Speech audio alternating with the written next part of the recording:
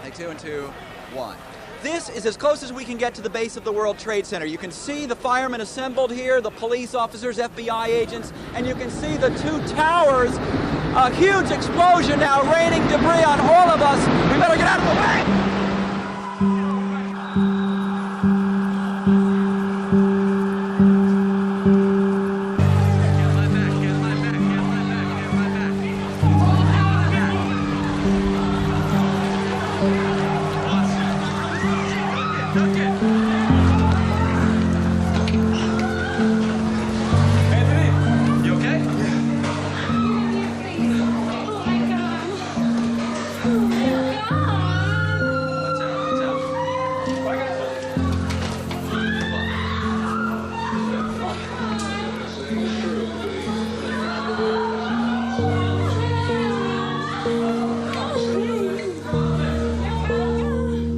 Every time I see it, I still get upset. Oh my God, there it goes!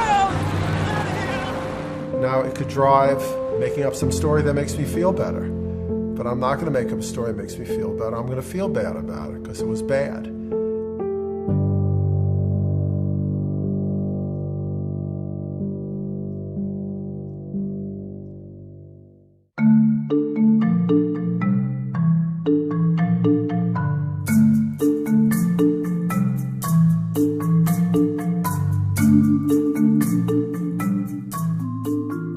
I was a trial lawyer for 28 years. You cannot give a theory of any kind unless you can back it up with substantial evidence.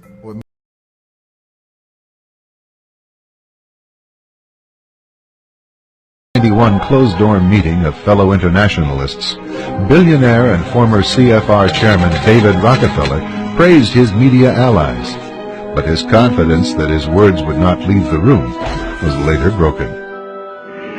We are grateful to the Washington Post, the New York Times, Time Magazine, and other publications whose directors have attended our meetings and restricted their policies of discretion for almost 40 years. It would have been impossible for us to develop our plan for the world if we had been subject to the right of publicity. But the world is now more sophisticated and prepared to march toward a world government. It reveals that these men aim to create a world system of financial control in private hands, able to dominate the political system of each country and the economy of the world as a whole. In short, they seek total and quiet control of the entire world. And the CFR is their most visible conduit for carrying out that agenda.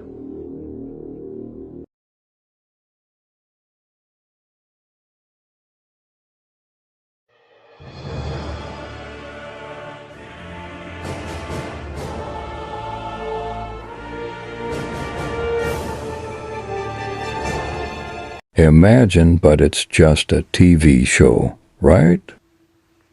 Are part of a larger conspiracy. A conspiracy of men hiding science for almost 60 years.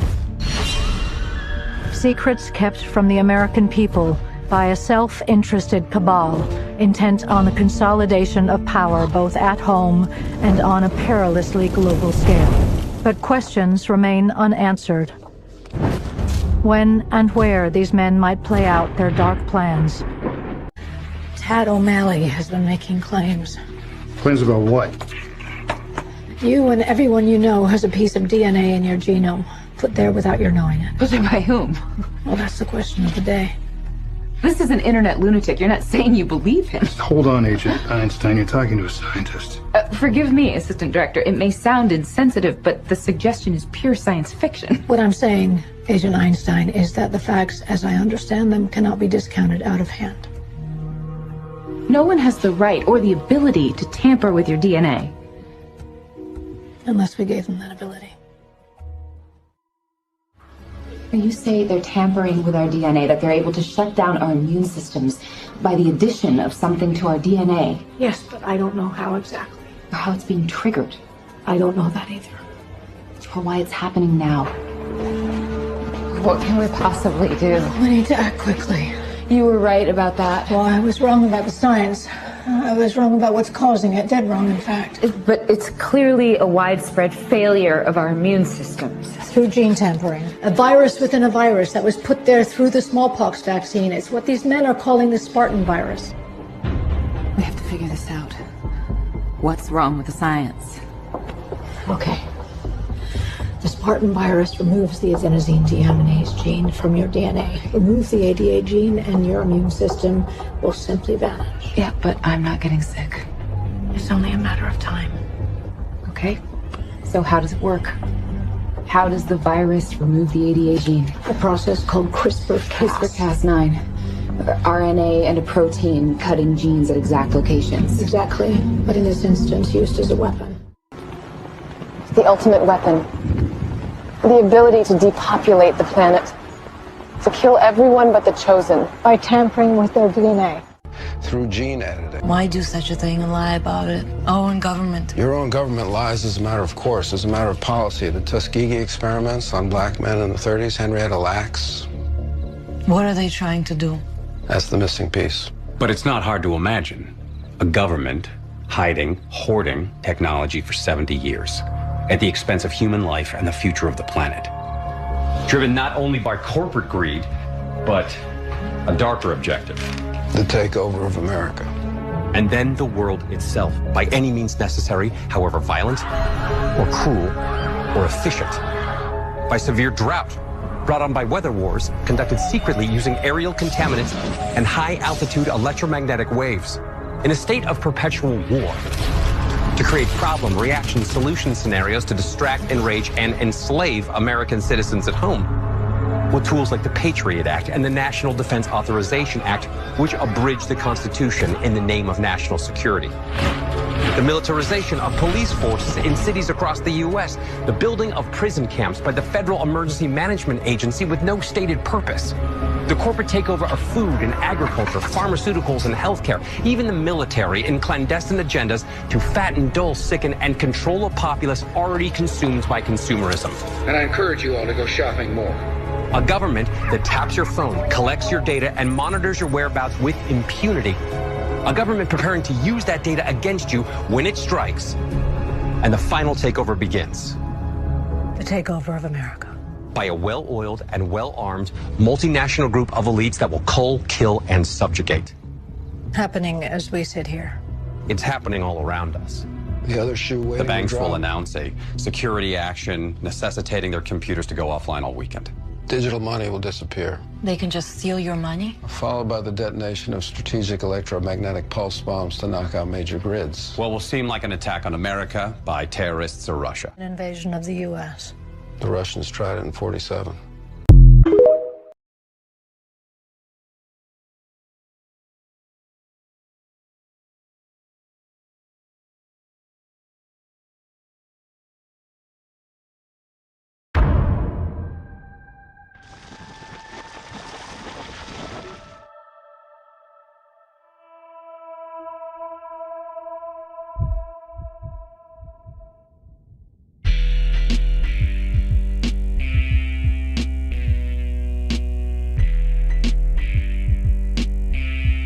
We show the towers for the ashes like David laced with balls. And ever since we've been in war like Genghis, calm and fiendish for a fascist world state. An Orwellian nightmare will righteous strip bare. Get prepared for the future of wiretaps. Cameras on every corner, black water sharpshooters with scopes locked on ya. The Patriot Act has us watching our backs in front, like they're here to save us while they're on the attack. And we act like we didn't see it coming from a nation.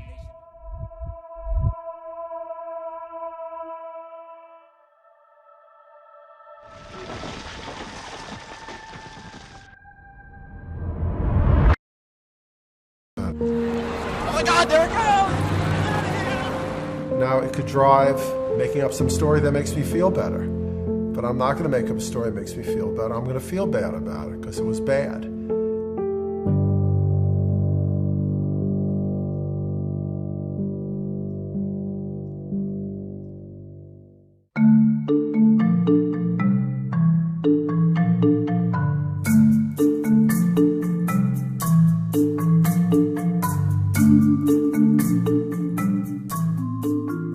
I was a trial lawyer for 28 years. you cannot give a theory of any kind unless you can back it up with substantial evidence.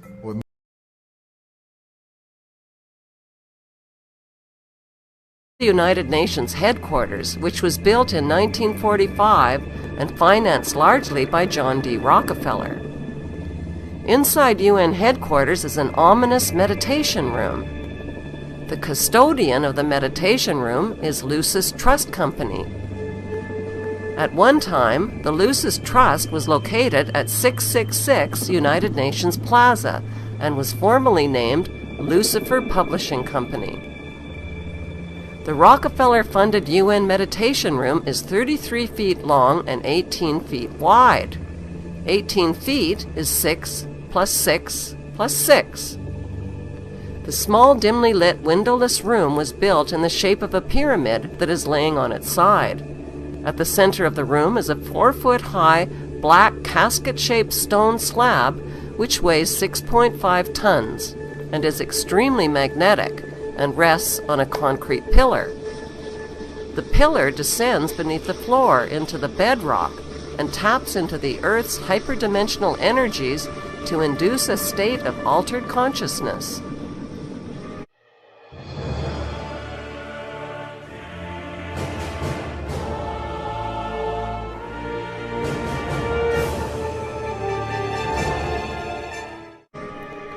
Not far from the meditation room is the United Nations Security Council chamber. This is the emergency room of the UN, where the world leaders meet when there is a threat to peace. They decide the fate of nations. Notice the giant mural that towers over the Security Council room.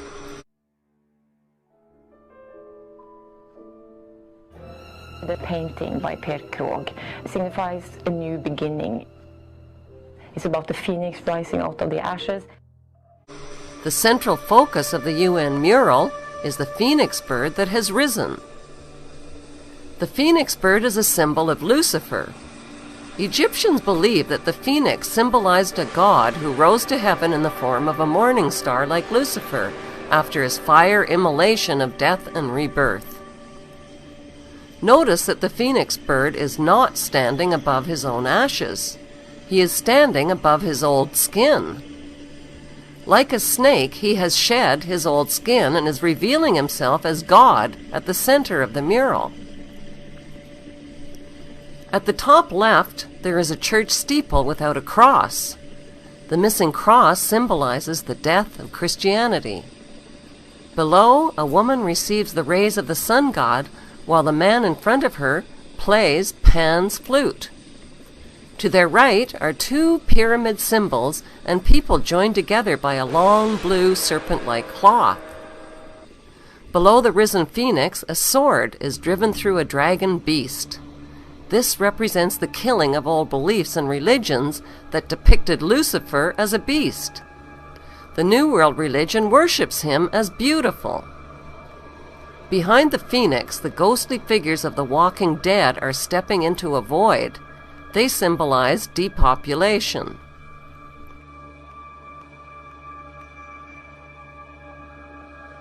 On the right panel, the pale horse from the book of Revelation is the bringer of death to humanity through weapons, hunger, and disease.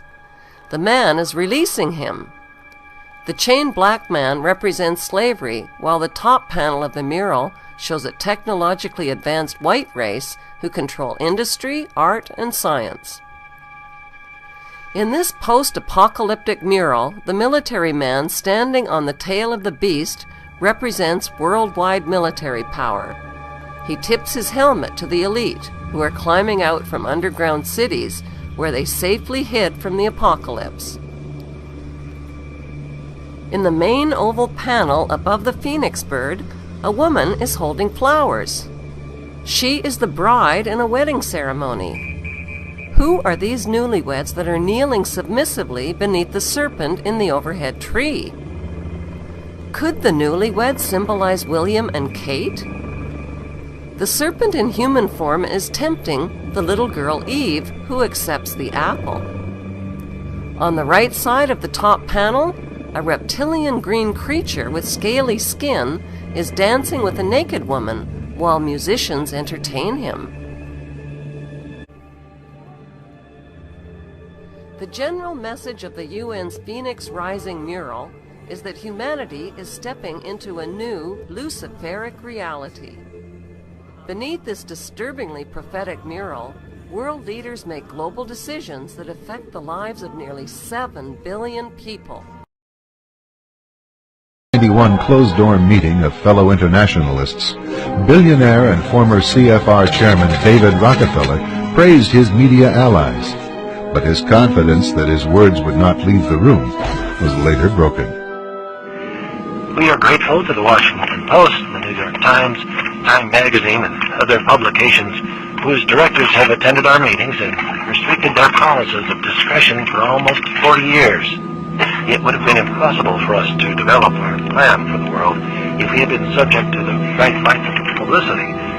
But the world is now more sophisticated and prepared to march toward a world government.